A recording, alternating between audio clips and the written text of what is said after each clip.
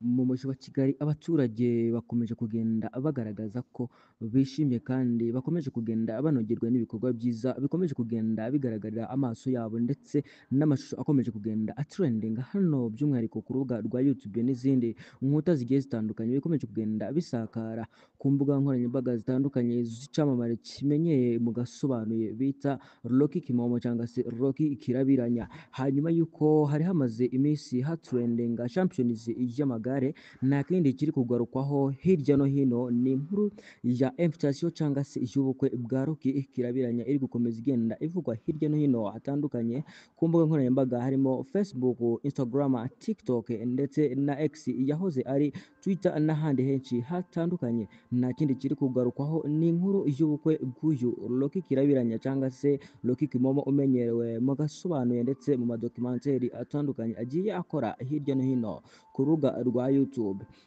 Nyemerera turebere hamwe iby'uyu Rocky Kirabiranya nyuma yo gufata indege ajya muri Amerika, bamwe bagiye bivugaho bitandukanye bavuga ko yaba agiye kugura indege ariko abandi bakavuga ati yaba ari ugutembera, mu by'ukuri ntawe uramenya neza impamvu yaba yajyanye Rocky Kirabiranya mu gihugu cya Amerika.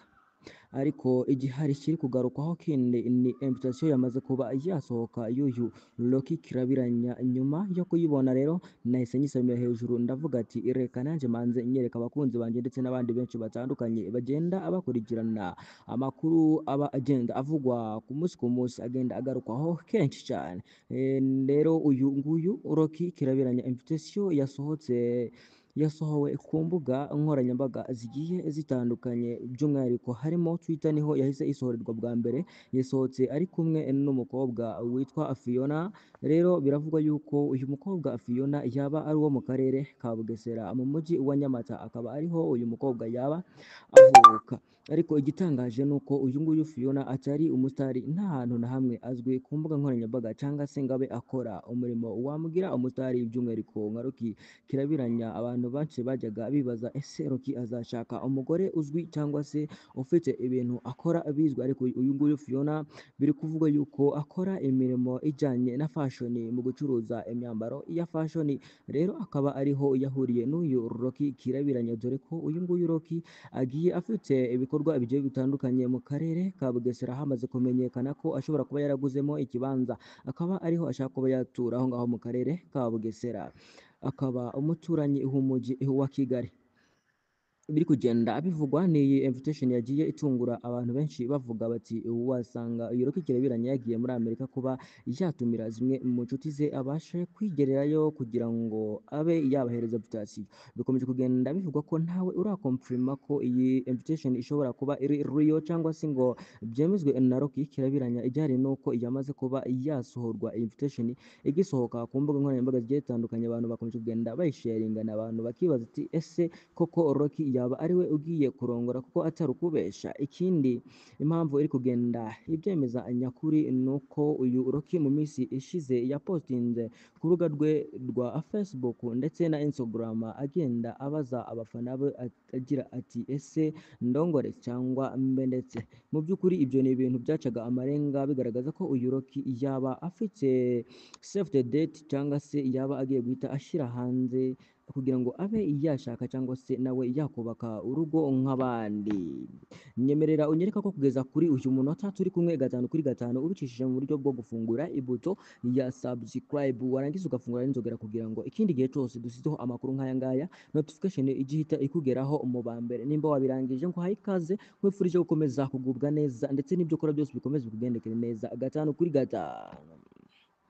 Rero mu nkuru zikomeje kugenda zivugwa ndetse no mu masinege ndetse no mu magambo yagiye avuga nuko yagiye afata abantu benshi bayakoresha bavuga ngo nta gikwe ndetse agatwiko n'ibindi bintu bigiye bitandukanye yagiye akoresha agaragaramo. Abantu benshi bajyaga bibaza ati ese Rocky yaba avuye ku izima nawe akaba agiye kurongora akabasha kubaka umuryango. Ni ibintu byinshi abantu bakomeje kugenda bibaza bitandukanye, ariko mu by'ukuri uyu Rocky Kirabiranya guca amarenga birashoboka ko yaba agiye gukora ubukwe. Rero twe dutegereje kuba uyu Rocky Kimomo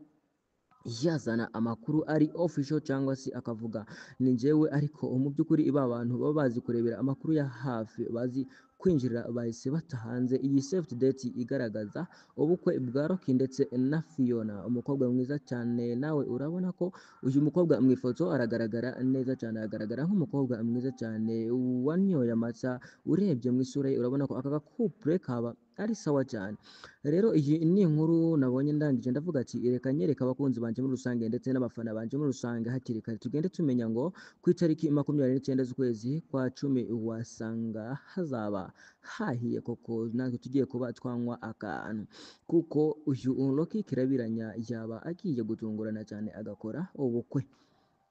Rero ni ibintu byagiye biryohera abantu benshi, urabona ko ababyeyi b'abamama ndetse n'abandi bantu batandukanye b'abakunzi bagasobanuye, by'umwihariko urabona ko bari gutanga congratulation kuri Rocky Kirabiranya bavuga bati courage muhungu wacu, turagushyigikiye, bamubwira amagambo menshi yubaka umuntu, bamwereka ko bamufitiye urukundo ndetse bazaba bamushyigikira muri uru rugendo rwo gukora ubukwe yaba yatangiye. So ni ibintu byiza, nawe ubibonye urabona ko Rocky yaba ahisemo neza, niba atari bya bindi byabo byo gushaka gutwika cyangwa se gusaza imbuga nkoranyambaga kugira ngo tugende tubivugaho bitandukanye ariko ntibize kuba ari ibyanyabyo. Ariko mu makuru ndi kugenda nkurura nkurikije aho nagiye nsoma aya makuru, biri kugenda bivugwa yuko iyi nkuru ari iya nyayo igiye kuba official. Mu by'ukuri mu kwezi kwa cumi ku itariki ya 29 hashobora kuzaba habaye iyi mariage ya Rocky Kimomo ndetse n'uyu Fiona.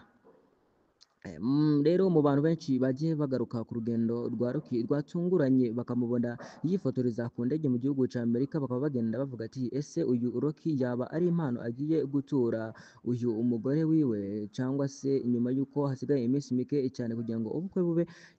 bakavuga ati ese yaba yaragiye guhitamo ibyiza yagura kugira ngo urugo